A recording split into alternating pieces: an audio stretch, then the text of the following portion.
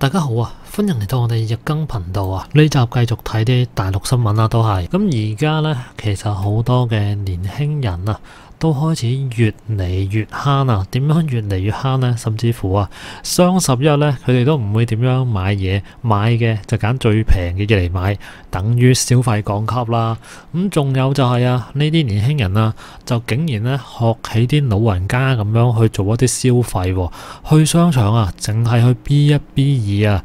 咁睇下新聞點講啦，同埋點解會淨係去 B1、B2啊？咁根據大陸媒體嘅報導啊，年輕人啊學老人家咁樣消費，年輕人逛商場淨係去 B1、B2啊。呢啲話題呢，原來最近都有上到中國嘅熱搜榜啊。唔少人呢就覺得好真實啊，自己都係咁樣做啊。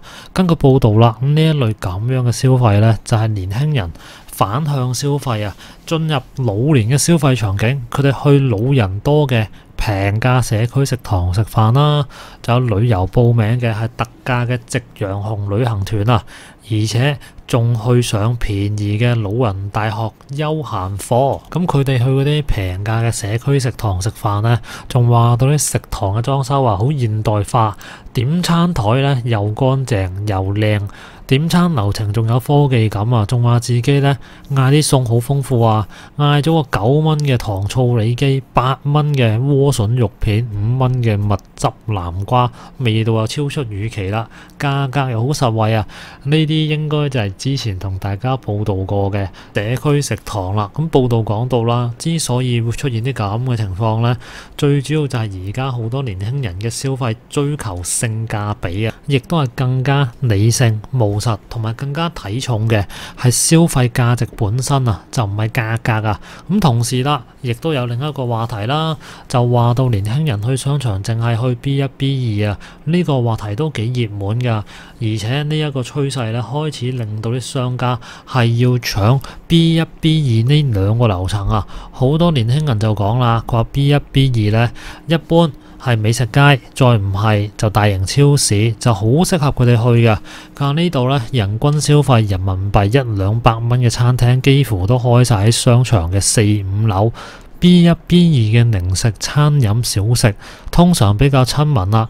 而且 B1、B2 食嘅多，玩嘅多，關鍵係咩啊？係平啊！咁點解要逼喺呢兩層呢？咁原來佢哋分析啊，話樓層越高，裏邊賣嘅嘢呢就越貴啊！後生仔嘅錢呢唔係天跌落嚟㗎，所以就唯有去 B1、B2 啦，睇下啲平價服裝啊，食下麻辣燙啊，咁最主要都係行下街休閒啫，唔係出嚟大使錢啊！咁而家呢個 B1、B2 已經成為商家必搶嘅地盤啦，而家商家有個共識啊，呢兩個樓層就開始開滿晒知名嘅餐飲品牌啦、潮牌店、網紅小食啊，已經係一鋪難求啦。而呢個報道亦都形容啊 B1、B2 嘅熱鬧背後啦，就係商場同品牌嘅心酸啊。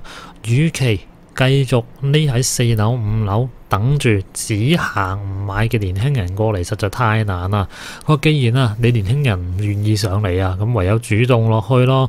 咁變咗呢，係呢啲商場啊，都有一個下沉形勢喺度啊。咁年輕人呢，亦都講啦，自己淨係夠膽去 B1、B2，上到去亦都冇錢擺啦。而家呢，係佢哋窮啊，行唔起啊，樓上唔屬於佢哋啊。咁跟住又睇埋雙十一啦。咁其實而家睇到大陸個狀況都麻麻，特別係消費上邊啦。咁頭先關於商場嗰個新聞亦都睇到啦，消費力呢係叫做上唔到去，只能夠呢係少少咁樣用錢。所以今年嘅雙十一啦，各大電商平台啊都喺度主打要平，大家都喺度一個字鬥平啊，好似以前咁樣呢。電商節啊、購物節揮金如土嘅情況，我諗今年好難會再出現㗎啦。而家啲客戶呢，又要品質好，又要價格低啊。咁根據南方日報嘅報導啊，佢話低價成為今年中國嘅雙十一主旋律。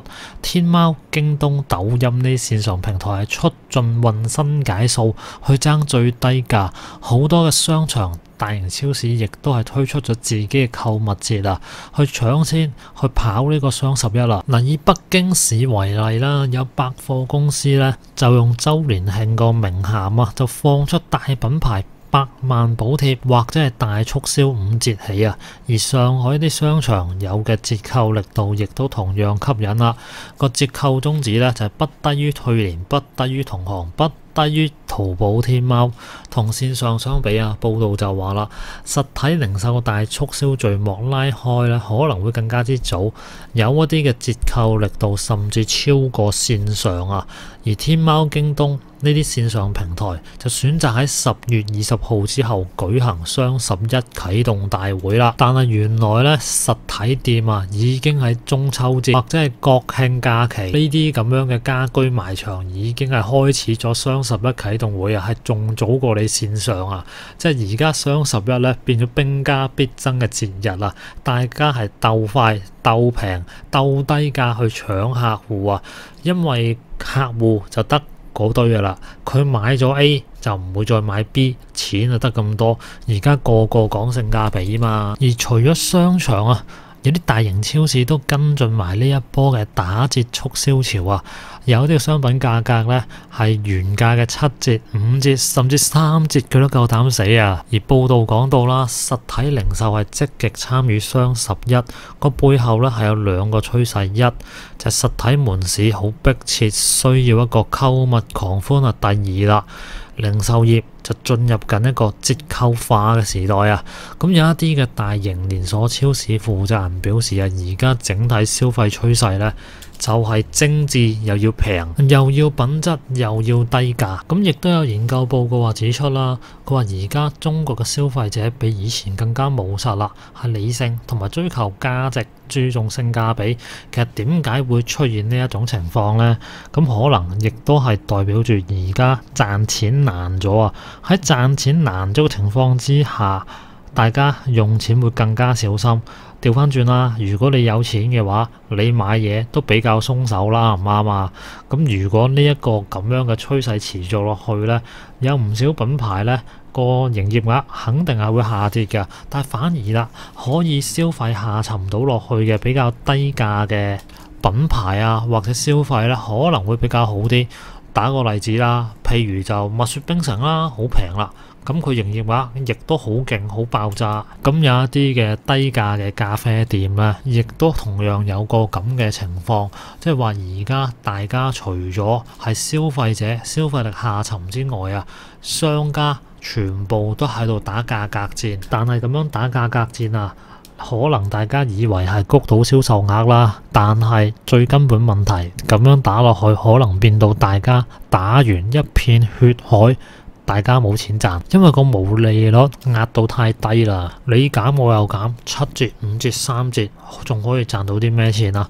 唔係個個品牌都可以有咁高嘅毛利俾佢減落去噶嘛。咁好可能去到最後呢，係會有唔少嘅商家係死響價格戰之下。好啦，咁今集呢，同大家睇到呢度先，大家有咩想講下邊留個言啦。